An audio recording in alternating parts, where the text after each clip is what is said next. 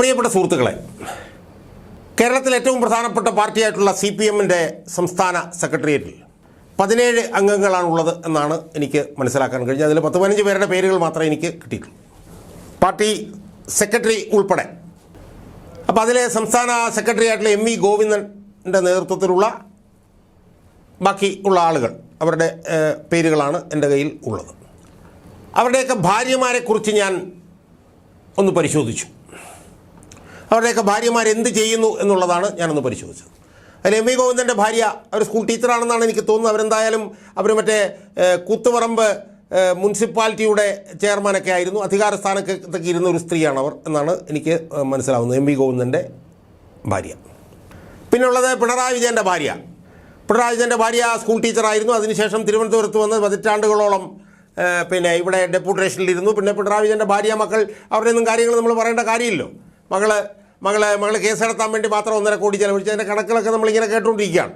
അവർ കോടികൾ സമ്പാദിച്ചതൊക്കെയായി ബന്ധപ്പെട്ടുകൊണ്ട് അതിൻ്റെ വിശദാംശങ്ങളിലേക്ക് പോകുന്നില്ല. എന്തായാലും ആ ഭാര്യ അങ്ങനെയാണ്.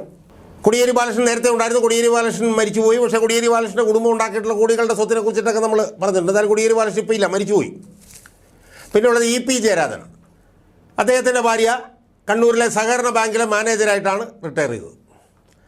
പിന്നെയുള്ളത് ഡോക്ടർ തോമസ് ഐസക്കാണ്. അദ്ദേഹം വിഭാര്യനാണ്. ഭാര്യ വിവാഹമോചനം അദ്ദേഹം നേടിപ്പോയി. പിന്നെയുള്ളത് PK ശ്രീമതിയാണ്. PK ശ്രീമതിയുടെ ഭർത്താവ് രാഷ്ട്രീയത്തിലുള്ളതായി തോന്നുന്നില്ല.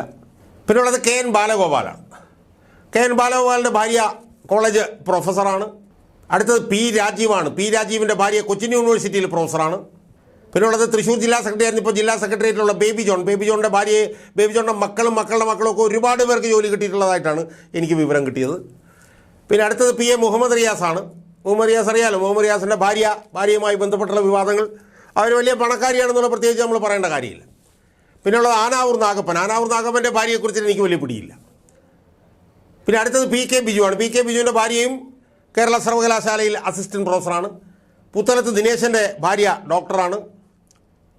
KK ജയചന്ദ്രൻ്റെയും VN വാസവൻ്റെയും ഭാര്യമാരെക്കുറിച്ച് എനിക്ക് വലിയ പിടിയില്ല. MA ബേബിയുടെ ഭാര്യ കൈരളിയിലായിരുന്നു പതിറ്റാണ്ടുകളോളം. പാർട്ടി ചാനലിലായിരുന്നു. കഴിഞ്ഞ് അവിടുന്ന് റിട്ടയർ ചെയ്തു എന്നാണ് തോന്നുന്നത്. പിന്നെ അടുത്തത് AK ബാലനാണ്. AK ബാലൻ്റെ ഭാര്യ ഡോക്ടറായിരുന്നു. അവർ ആരോഗ്യ ഡയറക്ടറൊക്കെ ആയി ബന്ധപ്പെട്ടുകൊണ്ട് അവർ റിട്ടയർ ചെയ്താക്കിയിരുന്നു. TP രാമകൃഷ്ണൻ്റെ ഭാര്യയെക്കുറിച്ചിട്ട് അറിയില്ല. സജി ചെറിയാൻ്റെ ഭാര്യയ്ക്ക് ജോലിയില്ലെങ്കിലും മക്കൾ 3 പേരും നമ്മുടെ KP യോഹന്നാൻ്റെ മെഡിക്കൽ കോളേജിൽ നിന്ന് ഈ പറഞ്ഞതുപോലെ തലവരിപ്പണം കൊടുക്കാതെ MBBS ഡോക്ടർമാരായവരാണ് സജി ചെറിയാൻ്റെ മക്കൾ 3. സുഹൃത്തുക്കളെ, അപ്പോൾ നമ്മൾ കേരളത്തിലെ പാർട്ടിയുടെ സംസ്ഥാന സെക്രട്ടേറിയറ്റ് എടുത്ത് നോക്കിക്കഴിഞ്ഞാൽ അവരൊക്കെ രാഷ്ട്രീയ പ്രവർത്തനത്തിനാണ് അവിടെ ഇരിക്കുന്നതെങ്കിലും അവരുടെയൊക്കെ ഭാര്യമാരും അടുത്ത ബന്ധുക്കളും ഒക്കെ വെൽ പ്ലേസ്ഡും നല്ല ശമ്പളം കിട്ടുന്നവരും അല്ലെങ്കിൽ പാർട്ടി ചാനലിൽ നിന്ന് റിട്ടയർ ചെയ്തവരും പ്രൊഫസർമാരും ഡോക്ടർമാരും ഒക്കെ ആയിട്ടുള്ള വലിയ വലിയ ആളുകളാണ്. അങ്ങനെ ഇരിക്കുന്നവരുടെ ഭർത്താക്കന്മാരാണ് കേരളത്തിലെ പാർട്ടിയുടെ സംസ്ഥാന സെക്രട്ടേറിയറ്റിൽ ഇരുന്നുകൊണ്ട് തൊഴിലില്ലായ്മയെക്കുറിച്ചും ഇതിനെക്കുറിച്ചും ഒക്കെ നമ്മളോടൊക്കെ ഈ പറഞ്ഞതുപോലെ വലിയ വാചാടോപങ്ങൾ നടത്തുന്നത്. സുഹൃത്തുക്കളെ, ഞാനിത് പറയാൻ കാര്യം, ഞാൻ ഈ കഴിഞ്ഞ ദിവസം സെക്രട്ടേറിയറ്റിൻ്റെ മുന്നിൽ പോവുകയും അവിടെ ഉണ്ടായിരുന്ന ഒരു ധർണയെ സിവിൽ പോലീസ് ഓഫീസർമാരുടെ തസ്തികയിലേക്ക് ഉള്ള PSC ലിസ്റ്റിൽ അംഗങ്ങളായിട്ടുള്ളവരായിരുന്നു ചെറുപ്പക്കാർ, ഊർജ്ജസ്വലരായിട്ടുള്ള ചെറുപ്പക്കാർ. ഏതാണ്ട് 300-ഓളം ആളുകളുണ്ടായിരുന്നു. അവർ ഈ പൊരിവെയിലത്ത് 42 ഡിഗ്രി പൊരിവെയിലത്ത് സെക്രട്ടേറിയറ്റിന് മുന്നിൽ വന്ന് കിടക്കുന്നു, അവർ സമരം ചെയ്യുന്നു, അവർ വലിയ കഷ്ടതകളും ദുരിതങ്ങളും അവർ അനുഭവിച്ചുകൊണ്ടിരിക്കുകയാണ്. അതിൻ്റെ കാരണം എന്താണെന്ന് അന്വേഷിച്ചപ്പോൾ മനസ്സിലായെന്താണെന്നറിയാമോ? അവരേതാണ്ട് 10,000-ലധികം പേരുണ്ട്. ആ 10,000-ലധികം പേരും സിവിൽ പോലീസ് ഓഫീസർമാരായിട്ടുള്ള PSCയുടെ ലിസ്റ്റിലുള്ളവരാണ്. ലിസ്റ്റിലുള്ളവരാണെന്ന് പറഞ്ഞാൽ എങ്ങനെ ലിസ്റ്റിലുള്ളവരാണ്? ഭരണഘടനാപരമായി അതിൻ്റെ തെരഞ്ഞെടുപ്പ് പ്രക്രിയയിലൂടെ കടന്ന് ലിസ്റ്റിൽ കയറിയവരാണ് അവർ. ആരും പിൻവാതിലിൽ കൂടെ കയറിയവരല്ല. ഞാൻ അന്വേഷിച്ചപ്പോൾ മനസ്സിലാക്കിയത് 2 ഘട്ടം പരീക്ഷ, അത് കഴിഞ്ഞ് ഫിസിക്കൽ ടെസ്റ്റ്, അതെല്ലാം കഴിഞ്ഞിട്ട് PSC ലിസ്റ്റിൽ കയറിയവരാണ്. അവരെ കണ്ടവർ അവരെ പ്രതിനിധീകരിക്കുന്നവരായിട്ടുള്ള 10,000 ആളുകൾ. ഈ 10,000 ആളുകൾ അല്ലെങ്കിൽ 10,000 ചെറുപ്പക്കാരുടെ PSC ലിസ്റ്റ് 50 ദിവസത്തിനുള്ളിൽ കാലഹരണപ്പെടാൻ പോവുകയാണ്. 50 ദിവസമേ ഇനി അവർക്ക് ആ ലിസ്റ്റ് കാലഹരണപ്പെടാനും. അപ്പോൾ അവരുമായിട്ട് സംസാരിച്ചപ്പോൾ മനസ്സിലായിട്ടുള്ള ചില കാര്യങ്ങളുണ്ട്. എന്താണെന്ന് ചോദിച്ചാൽ 2019 അവരുടെ ഈ ജോലിയുമായി ബന്ധപ്പെട്ടിട്ടുള്ള നോട്ടിഫിക്കേഷൻ വന്നത്. 2020 പരീക്ഷ നടക്കേണ്ടതായിരുന്നു, പക്ഷേ കോവിഡ് വന്നുകൊണ്ട് പരീക്ഷ നടന്നില്ല.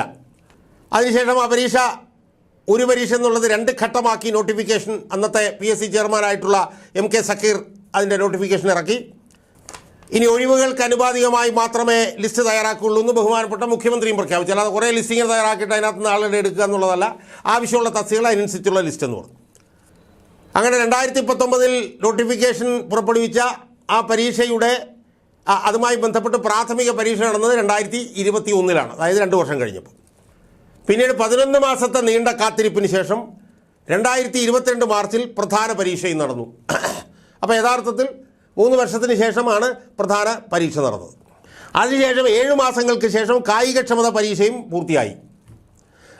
അപ്പോൾ 2019 നോട്ടിഫിക്കേഷൻ വന്ന് 2 ഘട്ടം പരീക്ഷയും കായികക്ഷമതാ പരീക്ഷയെല്ലാം പൂർത്തിയായി കഴിഞ്ഞപ്പോൾ ഏതാണ്ട് 2022 കഴിഞ്ഞു. അങ്ങനെ 4 വർഷത്തെ കാത്തിരിപ്പിന് ശേഷം ഈ 13,000 പേരുടെ റാങ്ക് ലിസ്റ്റ് 2023 ഏപ്രിൽ 13 സുഹൃത്തുക്കളെ വരുന്നത്. ആലോചിച്ച് നോക്കണം, 2019 മുതലുള്ള കാത്തിരിപ്പാണ്. 2023 ഏപ്രിൽ 13 അവരുടെ റാങ്ക് ലിസ്റ്റ് പ്രസിദ്ധീകരിച്ചു. 13,000 പേരുടെ, കൃത്യമായി പറഞ്ഞാൽ 13,975 പേരെ 7 ബറ്റാലിയനായി ലിസ്റ്റിൽ ഉൾപ്പെടുത്തുകയും അതിൽ നിന്ന് ലിസ്റ്റിൽ ഉൾപ്പെടുത്തി. അതായത് SAP, MSP, KAP 1, 2, 3, 4, 5, 6 എന്നൊക്കെ പറഞ്ഞിട്ടുള്ള 7 ബറ്റാലിയനിൽ ഈ 13,975 പേരുടെ ലിസ്റ്റ് വന്നു. അതിൽ നിയമനം ലഭിച്ചത് 3,019 പേർക്ക് മാത്രമാണ്. അതായത് മൊത്തമുള്ള ഈ 13,979 പേരിൽ 21% ആളുകൾക്കാണ് നിയമനം ലഭിച്ചത്. 10,000 ആളുകൾക്ക് ഇതുവരെ നിയമനം ലഭിച്ചിട്ടില്ല. ഈ നിയമനം ലഭിക്കാത്തവരുടെ റാങ്ക് ലിസ്റ്റ് 50 ദിവസവും കൂടെ കഴിഞ്ഞാൽ കാലഹരണപ്പെടുകയാണ്. എന്ന് പറഞ്ഞാൽ 5 വർഷത്തെ കാത്തിരിപ്പിന് ശേഷം 50 ദിവസവും കൂടെ കഴിഞ്ഞാൽ ഈ 10,000 പേർക്ക് ജോലി കിട്ടാനുള്ള അവസരം ഇല്ലാതായി പോവുകയാണ് സുഹൃത്തുക്കളെ. അതിനകത്ത് അവർ പറയുന്നത് വർഷാവർഷം നിയമനം നടന്നുകൊണ്ടിരിക്കുന്ന പോലീസ് കോൺസ്റ്റബിൾ തസ്തികയുടെ പരീക്ഷാ നടപടികൾ പൂർത്തിയാകാൻ 4 വർഷങ്ങൾ വേണ്ടി വരുന്നു. ജനറൽ കാറ്റഗറി ഉദ്യോഗസ്ഥന്മാർക്ക് 26 വയസ്സ് വരെ മാത്രം അപേക്ഷിക്കാൻ പ്രായപരിധിയുള്ള ഒരു തസ്തിക ആയതിനാൽ 4 വർഷത്തെ പരീക്ഷാ നടപടിക്രമങ്ങളിലൂടെ ഈ റാങ്ക് ലിസ്റ്റിലുള്ള 80%-ലധികം വിദ്യാർത്ഥികൾക്കും റാങ്ക് പരിധി കഴിഞ്ഞിരിക്കുകയാണ്. അപ്പോൾ അവരുമായിട്ട് ഞാൻ സംസാരിച്ചപ്പോഴത്തേക്ക് അവർ പറഞ്ഞു ഒരുപാട് തസ്തികകളിലേക്കൊന്നും നിയമനം നടക്കുന്നില്ല. സാധാരണഗതിയിൽ 100% തസ്തികകളിലേക്കും നിയമനം നടക്കുന്നതാണ്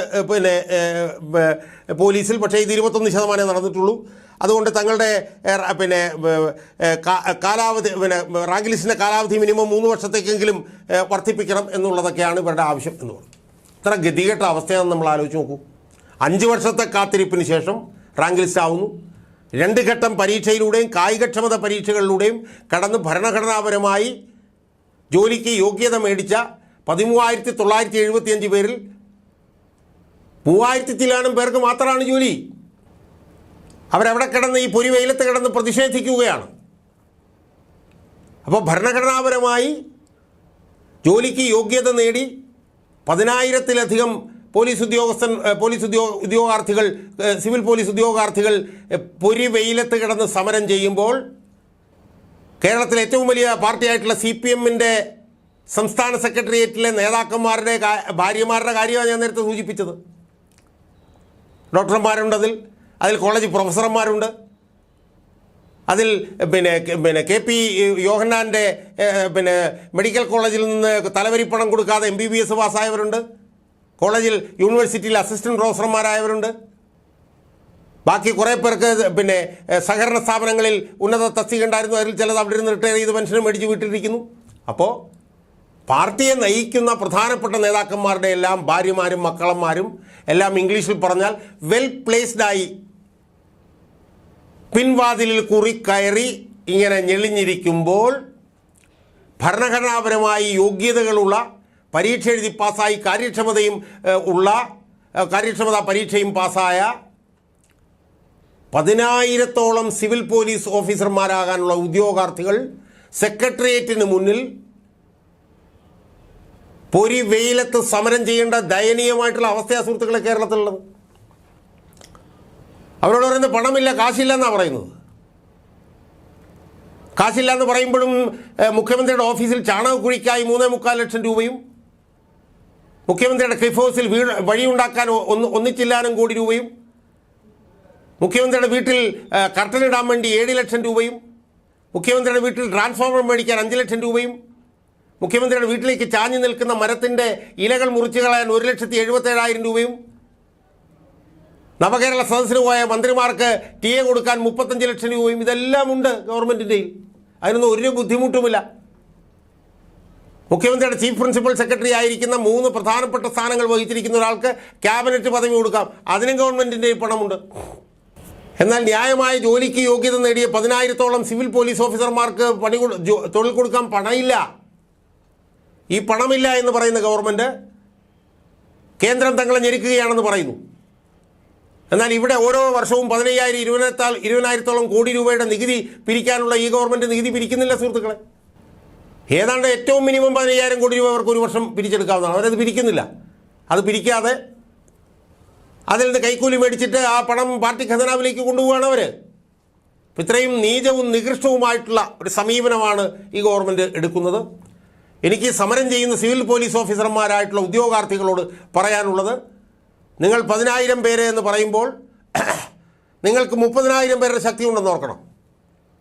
നിങ്ങൾ ഓരോരുത്തരുടെയും വീട്ടിൽ മിനിമം 3 ആളുകളെങ്കിലും ഉണ്ടാകുമെന്ന് ഓർക്കണം.